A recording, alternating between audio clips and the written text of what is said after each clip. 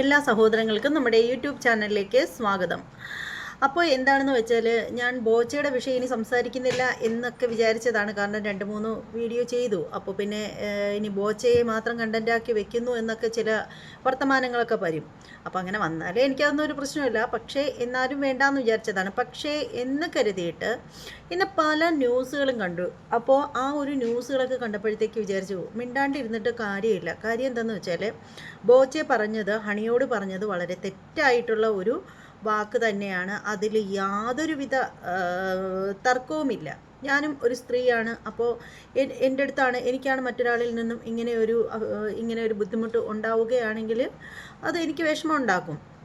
പക്ഷേ ഹണിയുടെ സ്ഥാനത്ത് ഞാനങ്ങനെ ആയിരുന്നു എങ്കിൽ അപ്പോൾ ആ ഒരു സമയത്ത് തന്നെ, ഇനിയിപ്പോൾ എത്ര വലിയ ഉദ്ഘാടനം ചെയ്യാനായിട്ട് വന്നതെങ്കിലും അപ്പോൾ തന്നെ അവിടെ നിന്ന് തിരികെ പോകാനുള്ള ആ ഒരു മാന്യത ഞാൻ കാണിക്കുമായിരുന്നു. അപ്പോൾ എല്ലാവരും ഒരുപോലെയൊന്നും അല്ല. അവർ ഒരു സെലിബ്രിറ്റിയാണ്, അവരെ എല്ലാവരും അറിയുന്ന ഒരു വ്യക്തിയാണ്. അപ്പോൾ അവർക്ക് അവരുടേതായിട്ടുള്ള ന്യായങ്ങളും പരിമിതികളും ഒക്കെ ഉണ്ടായിരിക്കാം. അപ്പോൾ അതുകൊണ്ട് തന്നെ അതിനെക്കുറിച്ച് കൂടുതലൊന്നും പറയുന്നില്ല. ഇപ്പോൾ വന്നിരിക്കുന്ന ഒരു സംഭവം എന്ന് വെച്ചാൽ, പുള്ളിക്കാരൻ, അതായത് നമ്മുടെ ബോച്ചയെ കോടതിയിലേക്ക് കൊണ്ടുപോകുന്ന സമയത്ത് അവിടെ വെച്ച് ബോച്ചയ്ക്ക് ദേഹാസ്വാദ്യം ഉണ്ടായി എന്നാണ് അറിയാൻ സാധിക്കുന്നത്. അദ്ദേഹത്തിന് BP കൂടിയതാണെന്നും പറയുന്നു, BP പ്രശ്നം വന്നതാണെന്ന് പറയുന്നു. അതുപോലെ തന്നെ ഒരു വീഡിയോയിൽ കണ്ടു, ബോച്ചയെ ജയിലിലേക്ക് കൊണ്ടുവരുന്ന ആ ഒരു ഇത് കണ്ടു. സത്യം പറഞ്ഞാൽ ഇവിടെ എന്തൊക്കെയാണ് നടക്കുന്നതെന്ന് മനസ്സിലാവുന്നില്ല. എന്ന് മനസ്സിലാവുന്നില്ല. അതായത് പറയേണ്ട കാര്യമെന്ന് വെച്ചാൽ, ബോച്ചയെ കൊണ്ടുപോയ ഒരു രീതി തന്നെ, രാഖി രാമനും പോലീസ് എന്ന് വെച്ചാൽ നമ്മുടെ കേരള പോലീസ് സ്ട്രോങ് ആണ്. അവർക്ക് മുകളിൽ നിന്നൊരു നിർദ്ദേശം കിട്ടിക്കഴിഞ്ഞാൽ അവരത് വേണ്ട രീതിയിൽ കൈകാര്യം ചെയ്യും. അത് മാത്രമല്ല, ഒരു കുഞ്ഞിനെ കാണാതായാലോ, അതേസമയം ആരെയെങ്കിലും കാണാതായാലോ, ആരെങ്കിലും ഏതെങ്കിലും ദുരൂഹ സാഹചര്യത്തിൽ മരണപ്പെട്ടു എന്ന് എന്തെങ്കിലും അറിഞ്ഞാലോ, അതൊക്കെ കുത്തിപ്പൊക്കാനും അതൊക്കെ പെട്ടെന്ന് തന്നെ വേണ്ടുന്ന രീതിയിൽ പരിഹാരം കണ്ടെത്താനും ഒക്കെ നമ്മുടെ കേരള പോലീസ് മിടുക്കരാണ്. അതിലൊന്നും ഒരു തർക്കവുമില്ല. പലപ്പോഴും അവരുടെ അന്വേഷണങ്ങൾ പലപ്പോഴും മന്ദീഭവിച്ച് പോകുന്നതിന് കാരണം മുകളിൽ നിന്നും അവരെ തടഞ്ഞു വെച്ചിരിക്കുന്ന, അല്ലെങ്കിൽ അവർക്ക് നിയന്ത്രണം വെക്കുന്നത് കൊണ്ട് മാത്രമാണ്. അല്ലാത്ത പക്ഷം അവർ ജോറാണ്, അടിപൊളിയാണ്. അതിന് അവരൊക്കെ ബിഗ് സല്യൂട്ടും കൊടുക്കേണ്ടതാണ്. പക്ഷേ ഇതൊക്കെ പറയുമ്പോഴും എന്നെ ഈ ഒരു വീഡിയോ ചെയ്യാൻ പ്രേരിപ്പിച്ച ഒരു കാര്യമെന്ന് വെച്ചാൽ മറ്റൊന്നുമല്ല, ബോച്ചയെ കാണിച്ച തെറ്റെന്ന് പറഞ്ഞാൽ, ബോച്ചയെന്നല്ല, ഏതൊരു മനുഷ്യരും തെറ്റ് ചെയ്താൽ തെറ്റെന്നേ പറയാൻ പറ്റൂ. പക്ഷേ അങ്ങനെ വെച്ച് പറയുമ്പോൾ ബോച്ച അവരോട് ഡബിൾ മീനിങ് വച്ച് സംസാരിച്ചു എന്നതാണ് ഒന്നാമത്തെ കാര്യം തെറ്റായിട്ട് പറയുന്നത്. പിന്നെ അവരെന്തൊക്കെയോ പോലീസിന് മൊഴി കൊടുത്തിട്ടുണ്ട്. അതെന്താണെന്ന് നമുക്ക് ആർക്കും അറിയില്ല. ഇനി എന്തൊക്കെ തന്നെ ആണെങ്കിൽ പോലും, എത്ര വലിയ തെറ്റാണ് അയാൾ ചെയ്തതെങ്കിൽ പോലും, അയാളെ കൊണ്ടുപോയ ആ ഒരു കൊണ്ടുപോക്ക്, പോലീസ് വന്ന് അറസ്റ്റ് ചെയ്തുകൊണ്ട് പോയ ആ ഒരു പോക്ക് കണ്ടപ്പോൾ നമുക്കൊക്കെ എന്തോ ഒരു വിഷമം തോന്നി. കാരണം എന്തെന്ന് വെച്ചാൽ, അത് ഒരിക്കലും അയാളെ നമ്മൾ സപ്പോർട്ട് ചെയ്ത് പറയുന്നതായിട്ട് കരുതരുതാരും. ഒരിക്കലും സപ്പോർട്ട് ചെയ്യുന്നില്ല. ഒരു സ്ത്രീയെയും ഇങ്ങനെ പരസ്യമായിട്ടായാലും രഹസ്യമായിട്ടായാലും അധിക്ഷേപിക്കുന്ന ഒരു വ്യക്തിയെയും നമ്മൾ ഒരിക്കലും സപ്പോർട്ട് ചെയ്യാനും പോണില്ല. പക്ഷേ അതല്ല, അയാൾ അവരെ റേപ്പൊന്നും ചെയ്തിട്ടില്ല. പക്ഷേ അയാളെ കൊണ്ടുപോയി ആ ഒരു രീതി കാണുകയാണെങ്കിൽ, ഇതുപോലെയുള്ള തെറ്റുകൾ, റേപ്പ് പോലെയുള്ള തെറ്റുകളൊക്കെ ചെയ്ത ഒരു വ്യക്തിയെ കൊണ്ടുപോകുന്നത് കണക്ക് അത്രയും പോലീസുകാർ വന്ന് രാഖി രാമൻ അയാളെ കൊണ്ടുപോകുന്നു. പിറ്റേന്ന് തന്നെ അയാളെ കോടതിയിൽ ഹാജരാക്കുന്നു. കോടതി ഹാജരാക്കുന്ന സമയത്ത് കോടതി മുറിയിൽ അയാൾക്ക് അസ്വസ്ഥത ഉണ്ടാവുന്നു. ഒരുപക്ഷെ ഉണ്ടായത് അത് നാടകീയമായ രംഗങ്ങളൊക്കെ ആയിട്ടാണ് പലരും പറഞ്ഞിട്ടുണ്ടായിരുന്നത്. ഒരുപക്ഷെ അങ്ങനെ ആവാതെ ഇരിക്കാം. രണ്ട് രീതിയിലും പറയാൻ പറ്റും. കാര്യം എന്താണെന്ന് വെച്ചാൽ, ഒരു പക്ഷേ ഇയാൾ ഇത്രയും ഒന്നും പ്രതീക്ഷിച്ചിട്ടുണ്ടാവില്ല. അപ്പോൾ ഇത്തരത്തിൽ, അതും വലിയൊരു പ്രസ്ഥാനത്തിൻ്റെ തന്നെ ഉടമയാണെന്ന് നമുക്ക് വേണമെങ്കിൽ പറയാം.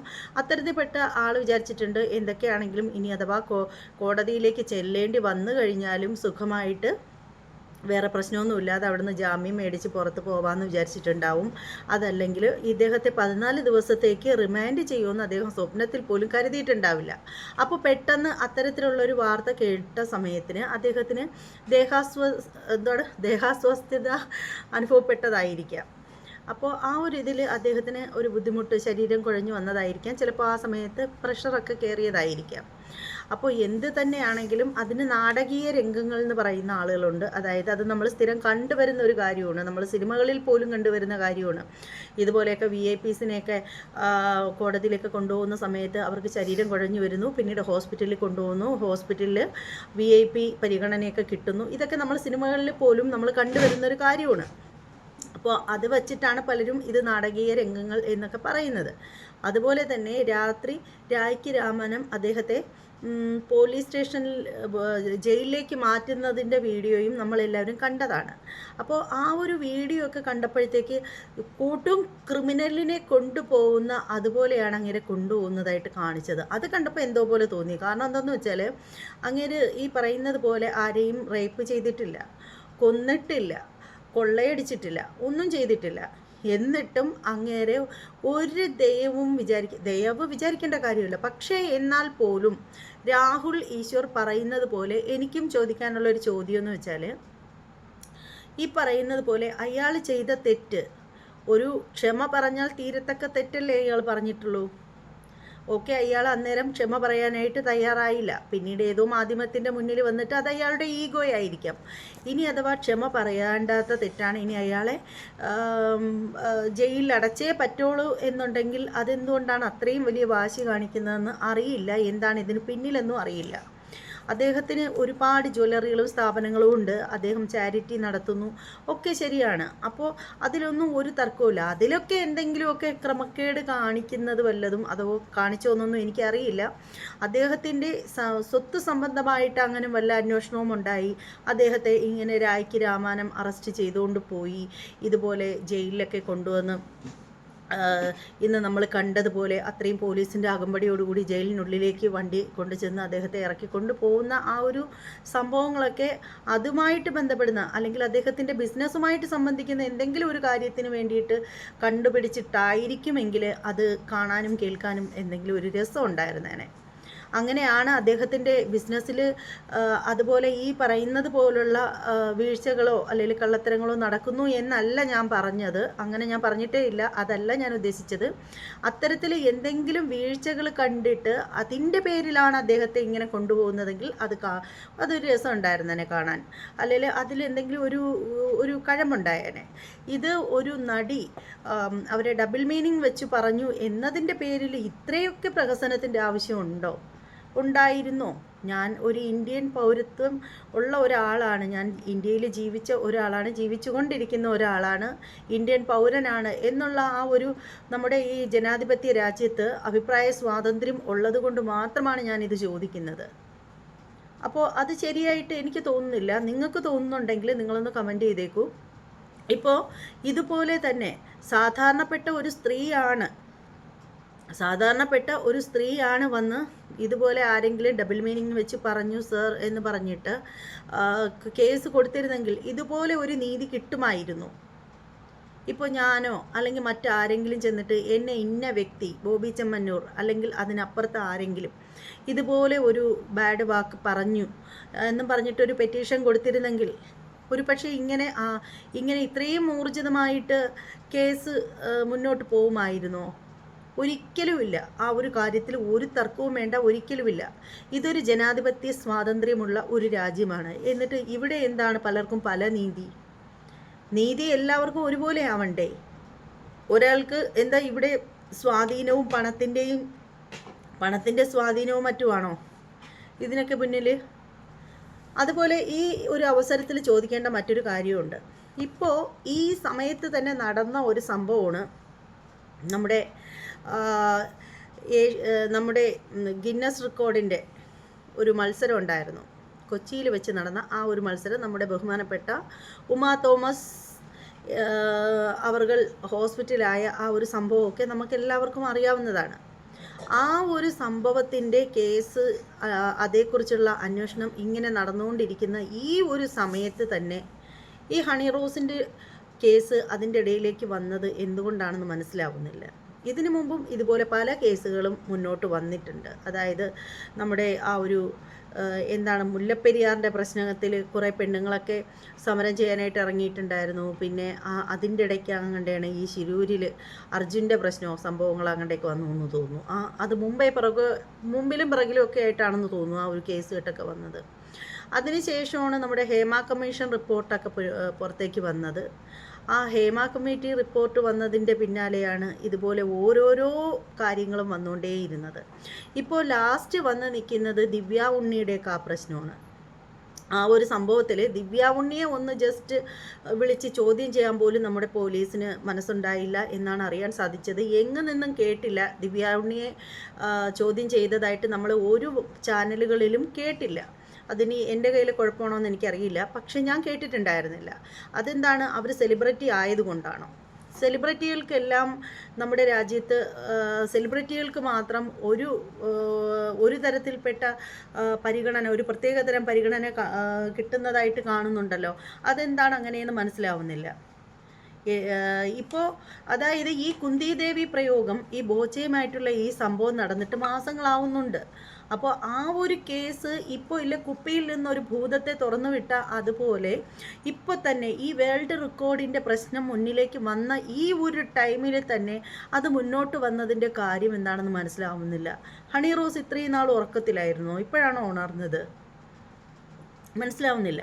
സെലിബ്രിറ്റി ആയതിൻ്റെ പേരിൽ ദിവ്യ ഉണ്ണിയെ ചോദ്യം ചെയ്തതായിട്ട് എവിടെയും കണ്ടില്ല. ആ ഒരു കേസിൻ്റെ പിന്നാലെ എന്താണ്, ആ ഒരു കേസിൻ്റെ അതായത് വേൾഡ് ഗിന്നസ് റെക്കോർഡിൻ്റെ ആ ഒരു തട്ടിപ്പിനെ പറ്റിയിട്ടുള്ള വാർത്ത ഇത് കിട്ടിയതോടുകൂടി മാധ്യമങ്ങൾ അപ്പാടെ മറന്ന മട്ടാണ്. അതേക്കുറിച്ച് ആരും ഇപ്പോൾ ഒന്നും ആലോചിക്കുന്നില്ല, അതേക്കുറിച്ച് ആരും പോകുന്നില്ല. ഉമാ തോമസ് MLAയുടെ അവരുടെ എന്താണ് ആരോഗ്യസ്ഥിതിയെപ്പറ്റി പോലും ഒരു ചാനലുകളിലും ന്യൂസ് കാണുന്നില്ല. അതാണ് നമ്മുടെ ഈ ഒരു രാജ്യത്തിൻ്റെ കുഴപ്പം. ഒന്ന് കിട്ടുമ്പോൾ ഒന്നിൻ്റെ പിന്നാലെ അങ്ങ് പോകും. ഇതിലെ കുപ്പിയിൽ നിന്നും ഭൂതത്തെ തുറന്നു വിട്ടതുപോലെ ഏഷ്യ റെക്കോർഡിൻ്റേത് ഇങ്ങനെ പൊന്തി വന്നപ്പോൾ അതിനെ മന്ദീഭവിച്ചുകൊണ്ടാണ് ദേ ഇപ്പോൾ ഹണി റോസിൻ്റെ ഈ ഒരു സംഭവം വന്നിരിക്കുന്നത്. ഇത് ഹണി മനഃപൂർവ്വമായിട്ടാണോ ഇപ്പോൾ ഈ ഒരു സമയത്ത് ഈ ഒരു സമയത്ത് തന്നെ വാർത്ത കൊടുത്തതെന്ന് എനിക്ക് അറിയില്ല. നമുക്കറിയില്ലാത്ത കാര്യങ്ങൾ നമുക്ക് പറയാനോ ആരോപണങ്ങൾ ഉന്നയിക്കാനോ സാധിക്കില്ലല്ലോ. അതുകൊണ്ട് തന്നെ നമ്മൾ അതേക്കുറിച്ചൊന്നും പറയുന്നില്ല. പക്ഷേ എന്ത് തന്നെയാണെങ്കിലും ഇന്നിപ്പോൾ ഈ ഹണി റോസിന് കിട്ടുന്ന ഈ ഒരു നീതി എല്ലാവർക്കും കിട്ടണം. ഇപ്പോൾ എനിക്ക് ഈ ഒരു സന്ദർഭത്തിൽ പറയാൻ തോന്നുന്നതെന്ന് വെച്ചാൽ ഹേമ കമ്മീഷൻ്റെ ആ ഒരു റിപ്പോർട്ട് പുറത്ത് വന്ന സമയത്തിന് ഒരു ചെറിയ പെൺകുട്ടി വന്നിട്ട് അവളെ സിദ്ദിഖ് എന്ന് പറയുന്ന സിനിമാ നടൻ ഉപദ്രവിച്ചു എന്ന് പറഞ്ഞിട്ട് റേപ്പ് ചെയ്തു എന്ന് പറഞ്ഞ് തന്നെ അവർ പരാതി കൊടുത്തിട്ടുണ്ടായിരുന്നു. സിദ്ദിഖിനെ അറസ്റ്റ് ചെയ്യുന്ന കാര്യത്തിൽ ഇതുപോലെയുള്ള സ്പീഡായിട്ടുള്ള ഒരു നടപടി ഉണ്ടായിരുന്നില്ല. അതൊക്കെ പിന്നീട് ഏതൊക്കെ രീതി പോയെന്ന് വെച്ചാൽ അതിപ്പോഴറിയുന്നില്ല. ഒരു മാധ്യമങ്ങളും പിന്നീട് അതേക്കുറിച്ച് ഒന്നും മിണ്ടുന്നില്ല. സിദ്ദിഖിനെ അറസ്റ്റ് ചെയ്ത് ജയിലിലാണോ, അതേസമയം പുള്ളിക്കാരൻ അടിപൊളിയായിട്ട് പുള്ളിയുടെ വീട്ടിൽ തന്നെ ചോറും മീൻകൂട്ടാനും തൈരും കൂട്ടി ആഹാരവും കഴിച്ച് കിടന്നുറങ്ങുകയാണോ, ഒന്നും അറിയാൻ വയ്യ. ഒരു മാധ്യമങ്ങളും ആ ഒരു സംഭവം കഴിഞ്ഞു അതങ്ങ് വിട്ടു. ഇതാണ് മാധ്യമങ്ങളുടെ ഒരു കാര്യം. അതാണ് അപ്പോഴുള്ള ട്രെൻഡിങ് ആയിട്ടുള്ള ന്യൂസാണ് അവരുടെ ചാനലിൽ റീച്ച് വരുന്നത്. അപ്പോൾ അത് നോക്കി അവർ പോകത്തുള്ളൂ. അല്ലാതെ അവർക്ക് മാധ്യമധർമ്മം എന്ന് പറയുന്ന ഒന്നുമില്ല. അങ്ങനെ ഞാൻ പറയുള്ളൂ. മാധ്യമധർമ്മം എന്ന് പറയുന്ന എന്തെങ്കിലും ഉണ്ടെങ്കിൽ ഒരു ന്യൂസ് പുതിയത് വരുമ്പോൾ പഴയത് കളയരുത്. ഓരോ ചാനലിൻ്റെയും പിന്നിൽ ഒരുപാട് സ്റ്റാഫുകൾ ഉണ്ടായിരിക്കും, ഇല്ലേ? ഒരുപാട് പേരുണ്ടാവും സ്റ്റാഫുകൾ. അപ്പോൾ ഇന്ന കേസുകൾ ഇന്ന ആളുകൾ അന്വേഷിക്കണം എന്ന് വെച്ചാൽ എല്ലാ വാർത്തകളും ജനങ്ങളിലേക്ക് കൊണ്ടെത്തിക്കണം. പുതിയത് വരുമ്പോൾ പഴയതിനെ മുക്കിക്കളയുന്നത് ശരിയല്ല. അതാണ് എനിക്ക് പറയാനുള്ളത്. പുതിയ വാർത്തകൾ വരുമ്പോൾ പഴയ വാർത്തകളെ മുക്കിക്കളയരുത് ഒരു കാരണവശാലും. അതും മുന്നിലേക്ക് തന്നെ വരണം. എന്നല്ലല്ലേ ജനങ്ങൾക്ക് എല്ലാ കാര്യങ്ങളെക്കുറിച്ചും അറിയാൻ സാധിക്കുകയുള്ളൂ. അല്ലെങ്കിൽ കുറേ കഴിയുമ്പോൾ ജനങ്ങൾ പഴയ കാര്യങ്ങളൊക്കെ ബബ്ബ ആയിപ്പോവും. പിന്നെ എന്താ സംഭവിച്ചു എന്ന് ആർക്കും അറിയില്ല. എല്ലാ കാര്യങ്ങളും ലേറ്റസ്റ്റ് ആയിട്ട് ന്യൂസുകൾ വരും. അപ്പോൾ ആ സമയത്ത് എല്ലാവർക്കും കുറേ കാര്യങ്ങളൊക്കെ മനസ്സിലാവും. പിന്നെ കുറച്ച് കഴിയുമ്പോൾ പുതിയ വാർത്തകൾ വരുമ്പോൾ പഴയ വാർത്തകളെല്ലാം പുകമറയായി പോകും. പിന്നീട് ആ പഴയ കാര്യങ്ങളെക്കുറിച്ച് ചോദിച്ചു കഴിഞ്ഞാൽ എല്ലാവരും ജബ ആർക്കും ഒന്നും മനസ്സിലാവില്ല. അപ്പോൾ ആ ഒരു നിലപാട് മാധ്യമങ്ങൾ മാറ്റണം എന്നാണ് എനിക്ക് പറയാനുള്ളത്. കാര്യം എന്താണെന്ന് വെച്ചാൽ എല്ലാം പഴയതും പുതിയതുമായിട്ടുള്ള എല്ലാ വാർത്തകളും വരട്ടെ ചാനലുകളിൽ. ഇപ്പോൾ ഹേമ കമ്മീഷൻ റിപ്പോർട്ടിൻ്റെ കാര്യമായാലും അതുപോലെ തന്നെ ആ ഒരു പിന്നെ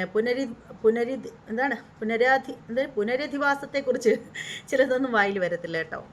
പുനരധിവാസത്തെക്കുറിച്ചിട്ടൊക്കെയുള്ള ചർച്ചകളൊക്കെ ഉണ്ടായിരുന്നു ഇടയ്ക്ക് വെച്ച്. ഇപ്പോൾ അതേക്കുറിച്ചൊന്നും കാണുന്നില്ല. ഇപ്പോൾ ബോബി ചെമ്മന്നൂരിൻ്റെ പിന്നാലെ അങ്ങേരെ അണ്ടർവെയറിൽ ക്യാമറയും വെച്ചുകൊണ്ട് എല്ലാവരും പോയിരിക്കുകയാണ്.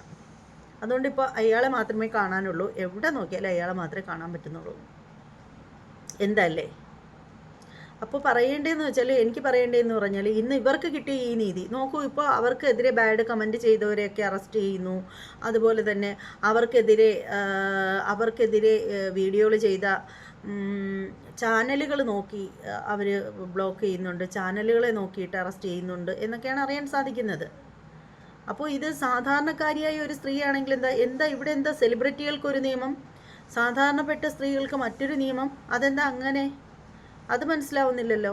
എല്ലാവരും മനുഷ്യരല്ലേ, എല്ലാവരും ജീവിക്കുന്നത് ഇന്ത്യയിലല്ലേ. ഇന്ത്യയിൽ എല്ലാവർക്കും ഒരു നിയമമല്ലേ, അല്ലാതെ പല നിയമമുണ്ടോ? ഒന്നും മനസ്സിലാവുന്നില്ല. ഈ ഒരു നിലപാട് മാറണം എല്ലാവരുടെ കാര്യത്തിൽ. ഇപ്പോൾ നമ്മൾ ദിലീപിൻ്റെ ആ ഒരു കേസ്, പൾസർ സുനി ദിലീപിൻ്റെയൊക്കെ ആ ഒരു കേസ് എടുത്തു കഴിഞ്ഞാൽ ഒരുപാട് വർഷമായി, എന്നിട്ട് ഇപ്പോഴും അവർക്ക് നീതി കിട്ടിയിട്ടില്ല. അതെന്താണ് അങ്ങനെ? ഈ ഒരു കേസിൽ കാണിച്ച വെപ്രാളമൊന്നും ആ ഒരു കേസിലില്ലല്ലോ. എനിക്ക് തോന്നുന്നതെന്ന് പറഞ്ഞാൽ സെലിബ്രിറ്റികൾക്കെല്ലാം ഒരു നിയമം, സാധാരണക്കാർക്കൊക്കെ വേറൊരു നിയമം, അങ്ങനെയാണെന്ന് തോന്നുന്നു. എന്താ അല്ലേ? എനിക്ക് പറയേണ്ട ഒരു കാര്യമെന്ന് വെച്ചാൽ, സെലിബ്രിറ്റികളെ ഇവർക്ക് ചോദ്യം ചെയ്യാൻ ഭയങ്കര മടിയാണ്. കാരണം സെലിബ്രിറ്റീസൊക്കെ ഉന്നതങ്ങളിൽ അവർക്ക് പിടിപാടുണ്ട്. നമുക്കൊക്കെ എന്താ? ഇപ്പം ദിവ്യ ഉണ്ണിയുടെ ആ ഒരു കേസ്, ആ വേൾഡ് ഗിന്നസ് റെക്കോർഡിൻ്റെ ആ ഒരു സംഭവം ഇതിൻ്റെ ഇടയിൽ മുങ്ങിപ്പോയതായിട്ട് എനിക്ക് ഫീൽ ചെയ്യുന്നുണ്ട്. അപ്പോൾ എന്തായാലും നമ്മുടെ ബഹുമാനപ്പെട്ട ചാനലുകാരൊക്കെ അതിന് പൊക്കിക്കൊണ്ടുവരിക, അതേ പറയാനുള്ളൂ. ചാനലുകാരോടാണ് പറയേണ്ടിയിരിക്കുന്നത്. പിന്നെ നമ്മുടെ ഉമ്മാ തോമസ് അവர்களுടെ ആരോഗ്യസ്ഥിതിയെ പറ്റിയൊക്കെ അറിയാനായിട്ട് നമുക്കൊക്കെ ഒരുപാട് ആഗ്രഹങ്ങളുണ്ട്. അപ്പോൾ അതൊക്കെ അറിയണം നമുക്ക്. അതിനൊക്കെ നിങ്ങൾ തന്നെ മുന്നോട്ട് വരിക. നിങ്ങളറിയിച്ചാൽ മാത്രമേ നമുക്ക് അതൊക്കെ അറിയാൻ സാധിക്കുകയുള്ളൂ. അപ്പോൾ ഇതൊക്കെയാണ് പറയാനുള്ളത്. അപ്പോൾ സാധാരണക്കാർക്കൊക്കെ ഭയങ്കരമായിട്ട് സാധാരണക്കാരൊക്കെ നല്ല രീതിയിൽ പ്രതികരിക്കുന്നുണ്ട്. ആര് വിളിച്ചാലും നിങ്ങൾക്ക് രാത്രിക്കും പകരം ഏത് സമയത്തും വിളിക്കാൻ പറ്റുന്ന ഒരു മനുഷ്യൻ, അങ്ങനത്തെ ഒരു ബിസിനസ്സുകാരുണ്ടോ ലോകത്ത്? ഈ കേരളത്തിലുണ്ടോ? ഇതെന്തിനാ പോലീസ് ഇങ്ങനെ പൊറുക്കി കൊണ്ടുപോകണം ഇയാള്?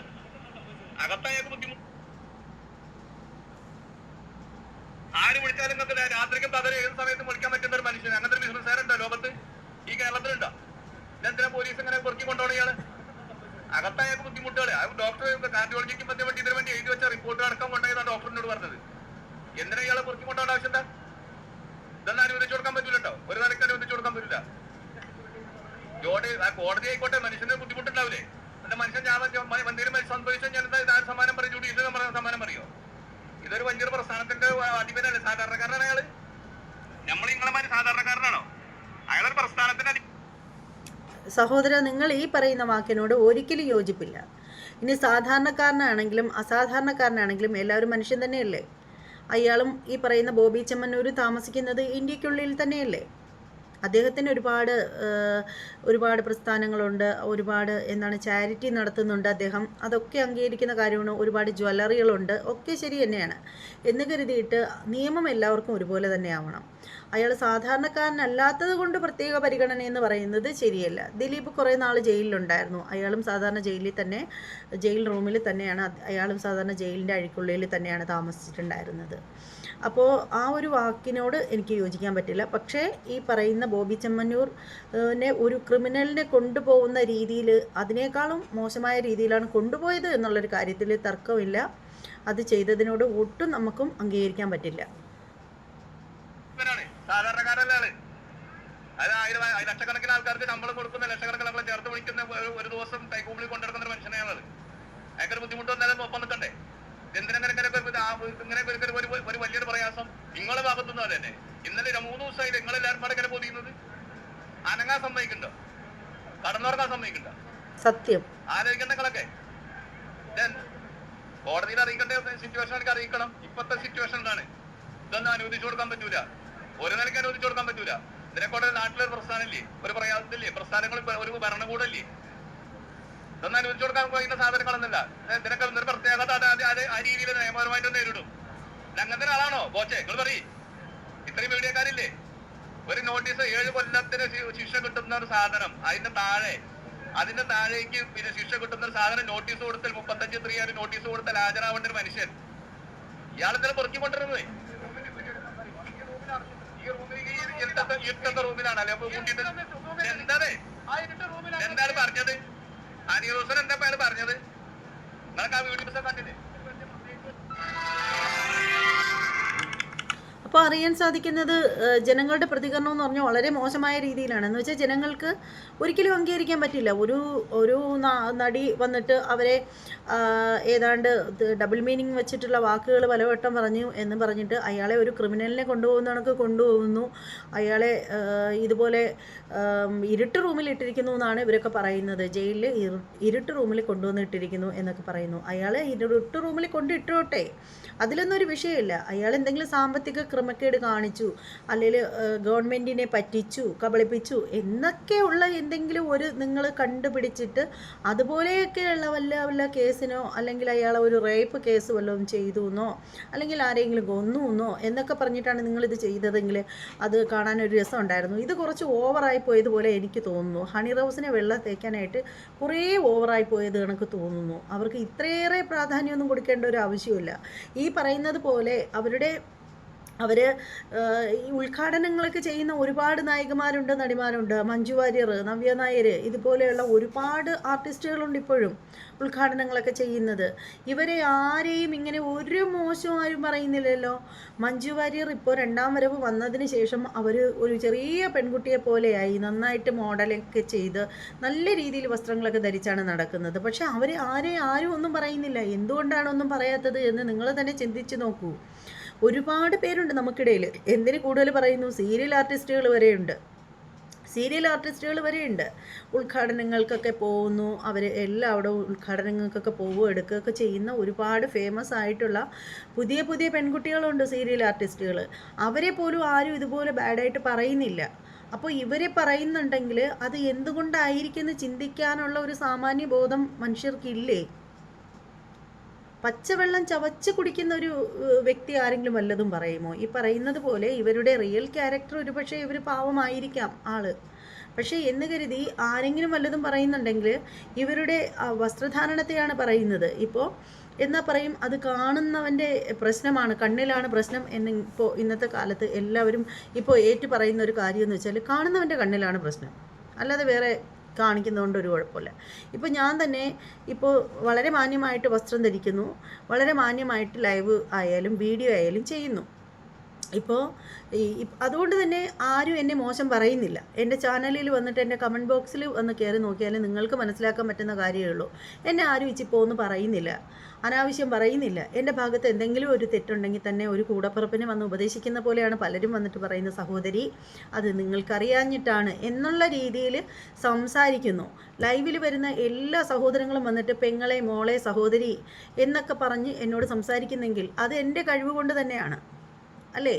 അതെൻ്റെ കഴിവ് കൊണ്ട് തന്നെയാണ്. കാരണം എൻ്റെ വ്യക്തിത്വം എന്താണെന്ന് അവർക്ക് മനസ്സിലായത് കൊണ്ട് തന്നെയാണ്. ഞാൻ ആരാണെന്ന് എനിക്ക് സാമ്പത്തികമൊന്നുമില്ല. ഞാൻ വളരെ ദരിദ്രവാസിയായ ഒരു കുടുംബത്തിൽ ജീവിക്കുന്ന ഒരു വ്യക്തിയാണ്. എന്നിട്ട് പോലും എന്നെ ഇത്രയും ആളുകൾ റെസ്പെക്റ്റോടുകൂടി എന്നോട് പെരുമാറുന്നുണ്ടെങ്കിൽ അതിൻ്റെ ക്യാരക്ടർ ഒന്നുകൊണ്ട് തന്നെയാണ്. അതിലൊരു തർക്കവും ഇല്ലാത്തൊരു കാര്യമാണ്. ചിലപ്പോൾ ഞാൻ എൻ്റെ വീട്ടിൽ ഞാൻ എൻ്റെ മക്കളെ അത്യാവശ്യം തെറി വിളിക്കുന്ന ഒരു വ്യക്തിയാണ്. പറഞ്ഞാൽ കേട്ടില്ലെങ്കിൽ ഞാൻ പിള്ളേരെയൊക്കെ തെറി വിളിക്കും, വഴക്ക് പറയും, അടി കൊടുക്കും, അങ്ങനെയൊക്കെയുള്ള.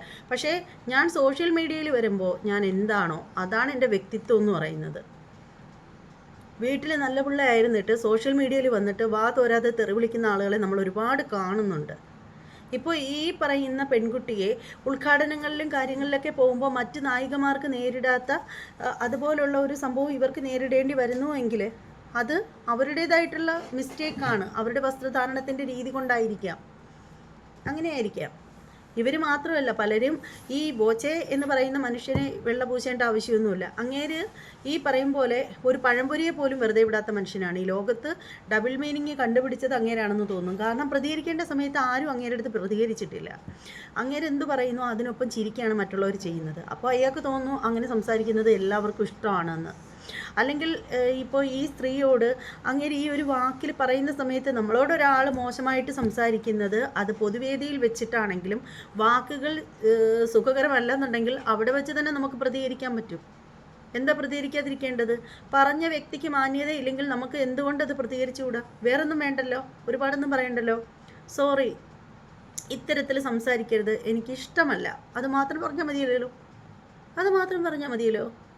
ഇത്തരത്തിൽ സംസാരിക്കരുത്, എനിക്കത് കേൾക്കാൻ താല്പര്യമില്ല എന്ന് പറഞ്ഞാൽ തീരത്തക്ക പ്രശ്നമല്ലേ ഉള്ളൂ. അത് ആളുകൾ കാണണ്ടല്ലോ. ഇപ്പോൾ മാനേജറെ വിളിച്ചിട്ട് പറയേണ്ട കാര്യമൊന്നുമില്ല. മാനേജറെ വിളിച്ചിട്ട് ഇദ്ദേഹം ഇങ്ങനെ സംസാരിച്ചു, ശരിയല്ല, എനിക്ക് വിഷമമുണ്ടായി എന്ന് പറയേണ്ട ആവശ്യമില്ല. ഇയാളടുത്ത് തന്നെ നേരിട്ട് പറയത്തക്ക കാര്യമല്ലേ ഉള്ളൂ. ഇനി മേലാൽ ആവർത്തിച്ച് പോയത്. ഇപ്പോൾ ആളുകളുടെ മുന്നിൽ വെച്ചിട്ട് ഇവർക്ക് പറയാൻ പറ്റില്ലെങ്കിൽ പറയണ്ട. ഇവരല്ലാതെ ഒരു കാര്യം ചെയ്യാമല്ലോ. അല്ലാതെ ഇവർക്ക് ഫോൺ വിളിച്ചിട്ട് വേണമെങ്കിലും നേരിട്ട് കണ്ടിട്ട് വേണമെങ്കിലും ഇദ്ദേഹത്തോട് പറയാലോ, ഇനി മേലാൽ, നിങ്ങൾ വിചാരിക്കുന്ന ആളല്ല ഞാൻ, മേലാൽ ഇങ്ങനെയുള്ള വർത്തമാനങ്ങൾ പറഞ്ഞു പോകരുത്, നിങ്ങളുമായിട്ടുള്ള ഇനി ഒരു ഏർപ്പാടുകളും വേണ്ടാന്ന് നേരിട്ട് ഡയറക്റ്റ് പറയണം. ഇപ്പോൾ കേസ് കൊടുക്കാനും ഇതിനൊക്കെ മുൻകൈയിട്ട് നിൽക്കാനുമുള്ള ധൈര്യമുള്ള വ്യക്തിക്ക് എന്തുകൊണ്ട് ഈ പറയുന്നത് പോലെ നേരിട്ട് അങ്ങേരോട് സംസാരിക്കാനുള്ള ധൈര്യം ഇല്ലാതെ പോയി? അറിയില്ല.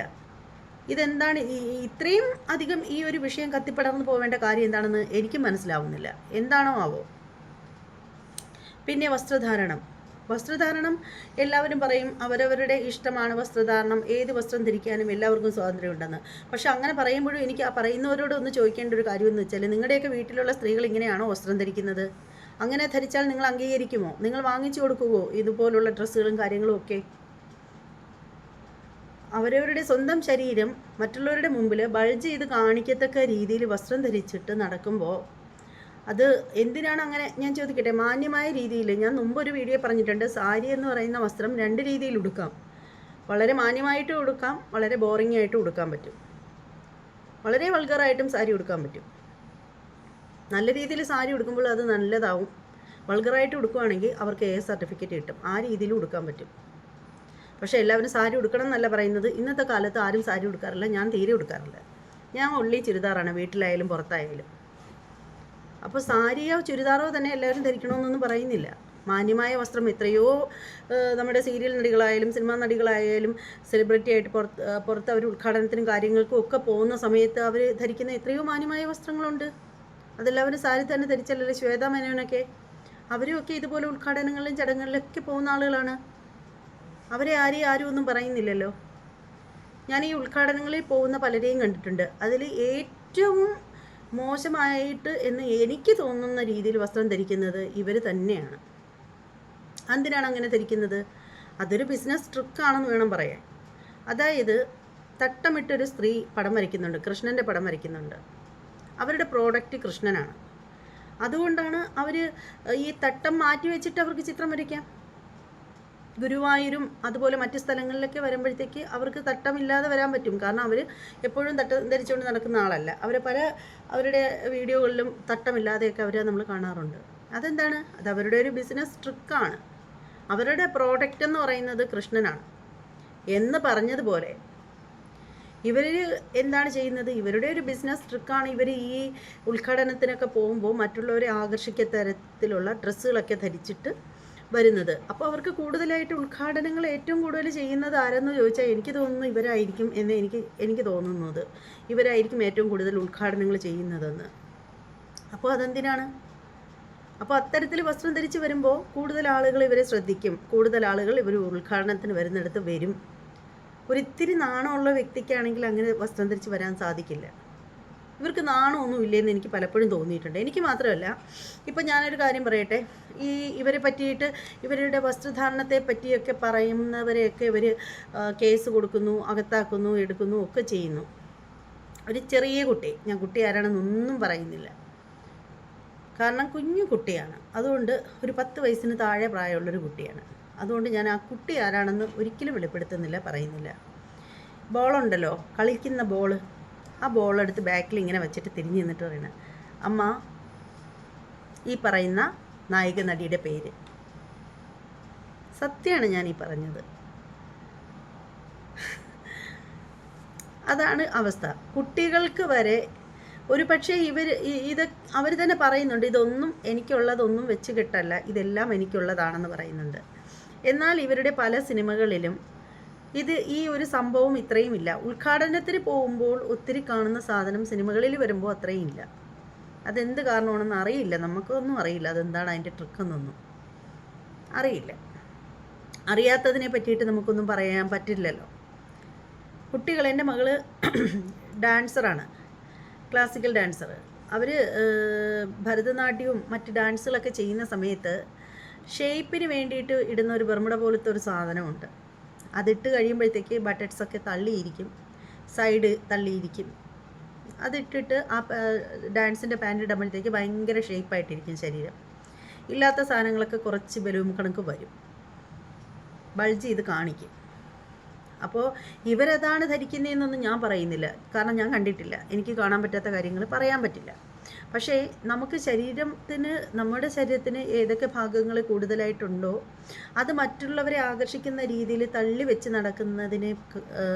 നടക്കുന്നതല്ലാതെ മാന്യമായ രീതിയിൽ ആ ഒരു വൃത്തികേടെന്ന് പറയാൻ പറ്റില്ല. ഓരോരുത്തരുടെ ശരീരവും അവരവരുടെ ഇഷ്ടങ്ങളാണ്. പക്ഷേ ആ ഒരു ശരീരത്തെ മറ്റുള്ളവരുടെ മുന്നിലേക്ക് പ്രദർശിപ്പിക്കത്തക്ക രീതിയിൽ, എടുത്ത് കാണിക്കത്തക്ക രീതിയിൽ വസ്ത്രം ധരിക്കാതെ കുറച്ച് ഒരു മയത്തിനൊക്കെ ധരിച്ചു കഴിഞ്ഞാൽ ആരും ഒന്നും പറയില്ല. ഇവരുടെ വസ്ത്രത്തെ പറ്റി നമ്മളൊന്നും പറയുന്നില്ല. കാരണം ഇപ്പോഴത്തെ ഒരു നിയമവും രീതികളെന്ന് പറഞ്ഞാൽ കാണിക്കാം, പറയാൻ പാടില്ല, അതാണ്. അപ്പോൾ അതുകൊണ്ട് തന്നെ നമ്മൾ പറയുന്നില്ല. നമ്മളെന്തിനാണ് പണി മേടിക്കുന്നത്? ഇവരൊക്കെ സെലിബ്രിറ്റികളാണ്. ഇവരൊക്കെ എവിടെ ഇരുന്നിട്ട് ഇങ്ങനെ വിരൽ ഞൊടിച്ചാൽ മതി, ഇങ്ങനെ ഞാൻ വിരൽ ഞൊടിച്ചാൽ ശബ്ദമൊന്നും കേൾക്കില്ല, വിരൽ ഞൊടിച്ചാൽ മതി. അപ്പോഴേ വന്ന് നമ്മുടെ തൂക്കിയെടുത്തുകൊണ്ട് പോയിട്ട് ചിലപ്പോൾ 12 വർഷം കൊലക്കുറ്റത്തിന് 12 വർഷമാണ് കൊടുക്കുന്നതെങ്കിൽ ഇത് 12 അല്ല 24 അല്ല, അതിനപ്പുറത്ത് അതൊക്കെ മേലെ ശിക്ഷ വരാൻ ചാൻസ് ഉണ്ട്. എല്ലാവരുടെയും വായ പൂട്ടിക്കാനായിട്ട് നിയമസഹായം തേടുന്നു. അതാണ് ഇവർ ചെയ്തുകൊണ്ടിരിക്കുന്നത്. പക്ഷേ എല്ലാവർക്കും എല്ലാത്തിനും ഇതുപോലെ നിയമസഹായം കിട്ടിയിരുന്നെങ്കിൽ നമ്മുടെ രാജ്യം എന്നേ നന്നായി പോയേനെ. ഈ ഒരു വീഡിയോ ഇപ്പോൾ തന്നെ ഒരുപാട് നീണ്ടുപോയി കേട്ടോ, ഒരുപാട് പറയാനുണ്ടായിരുന്നു, അതുകൊണ്ടാണ്. എന്തായാലും ഇനി മറ്റൊരു വീഡിയോയുമായിട്ട് വരാം.